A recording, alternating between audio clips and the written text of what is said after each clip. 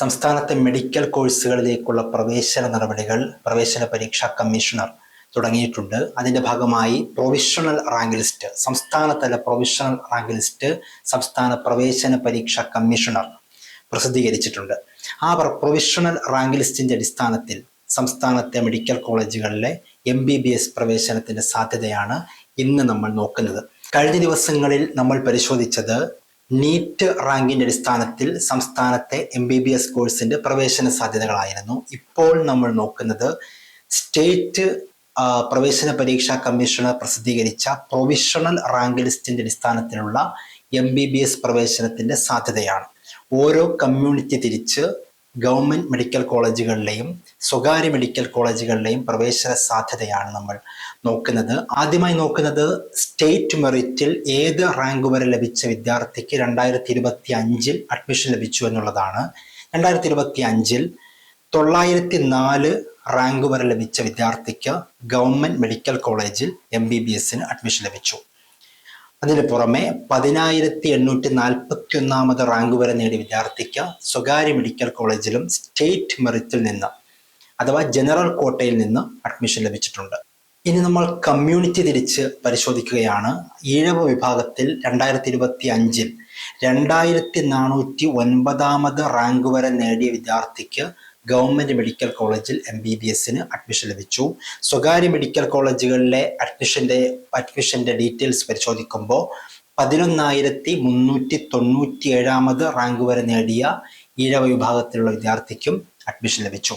മുസ്ലിം വിഭാഗത്തിൽ 2394 റാങ്ക് വരെ നേടിയ വിദ്യാർത്ഥിക്ക് ഗവൺമെന്റ് മെഡിക്കൽ കോളേജിലും 12,635 റാങ്ക് വരെ നേടിയ വിദ്യാർത്ഥിക്ക് സ്വകാര്യ മെഡിക്കൽ കോളേജിലും അഡ്മിഷൻ ലഭിച്ചു.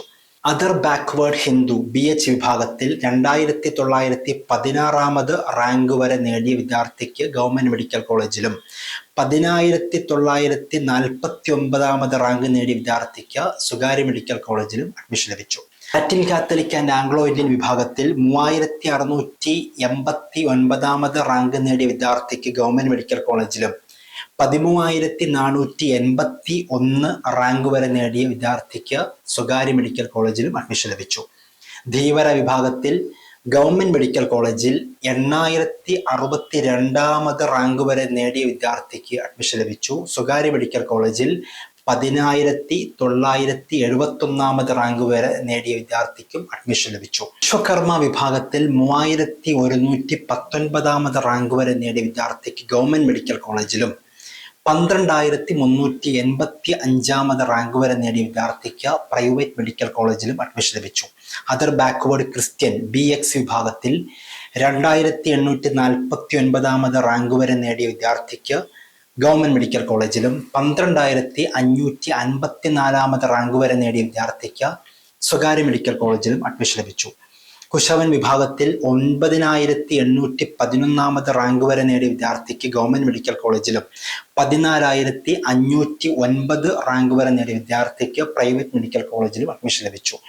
കുടുംബി വിഭാഗത്തിൽ 24,407 റാങ്ക് വരെ നേടിയ വിദ്യാർത്ഥിക്ക് ഗവൺമെന്റ് മെഡിക്കൽ കോളേജിൽ അഡ്മിഷൻ ലഭിച്ചപ്പോൾ 26,025 റാങ്ക് വരെ നേടിയ വിദ്യാർത്ഥിക്ക് പ്രൈവറ്റ് മെഡിക്കൽ കോളേജിൽ അഡ്മിഷൻ ലഭിച്ചു.